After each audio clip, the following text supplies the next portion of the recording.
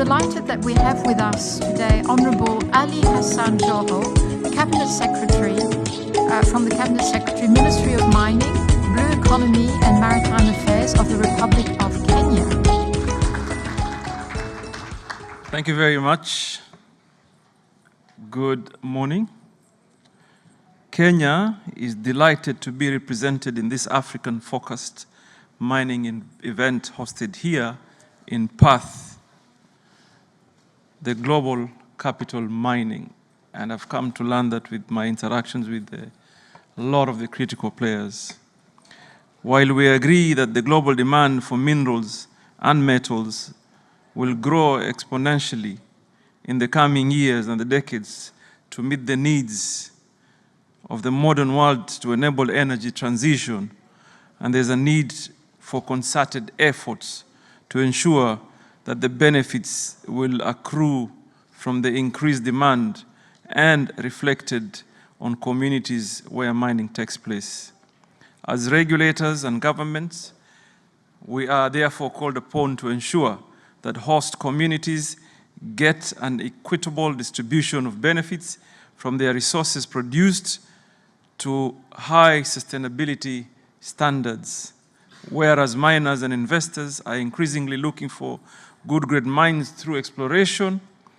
The role of regulators will increasingly focus on ensuring equitable distribution of accrued benefits. Future global economic growth and prosperity require a robust supply of minerals, and metals in Africa represent the best remaining mineral grade. Kenya believes we are at a turning point in that ours is a greenfield jurisdiction. The recently concluded airborne geophysical survey has given this national resolve a boost due to the intensity and the vastness of mineral occurrences reported. Kenya is truly on the verge of a mineral-based economic revolution.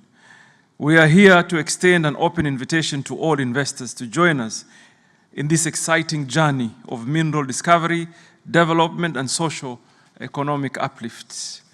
Kenya's critical mineral endowment, our nation is endowed with several critical green and energy transitional minerals.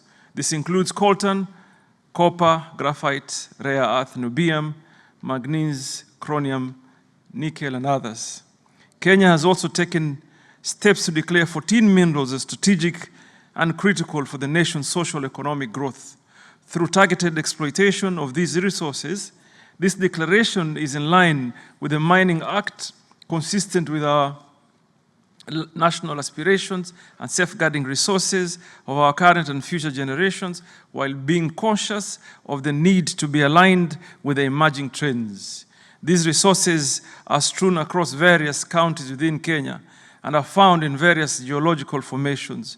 This diversity in itself advantages as it opens many opportunities across the various minerals value chains. The focus now must be firmly on how global demand for critical minerals can be translated into sustainable growth of the region's mining operations and production facilities, and how it can be ensured that this growth will benefit the continent and its people.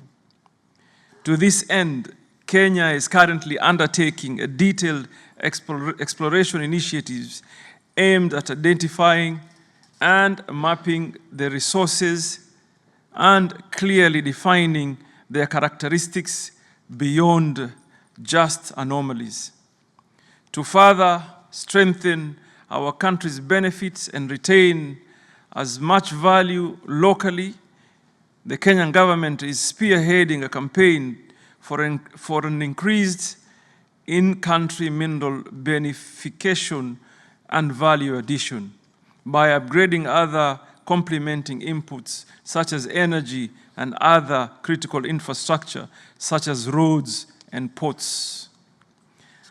Understanding the importance of a stable, predictable, and efficient permitting regime, the government has taken steps to streamline permitting processes through digital licensing portal, which is the Kenya Mining Cadastre System.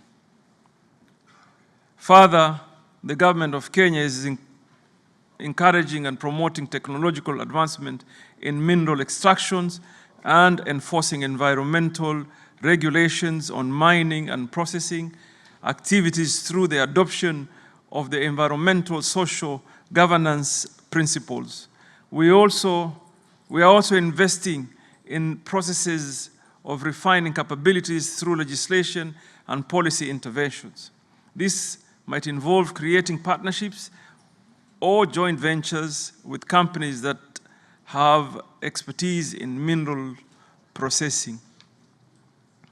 The country is also advocating for responsible sourcing for critical minerals and collaborating with international partners for support of artisanal miners and small-scale miners of commodities such as manganese and copper with financing options, machinery, and technologies.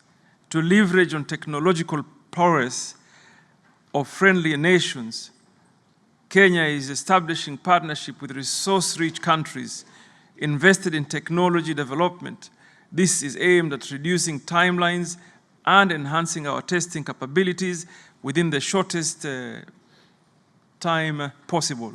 Australia is our principal point of focus in this initiative, given its many years of experience in this space, coupled with existing bilateral relations between the two nations. Investment in infrastructure.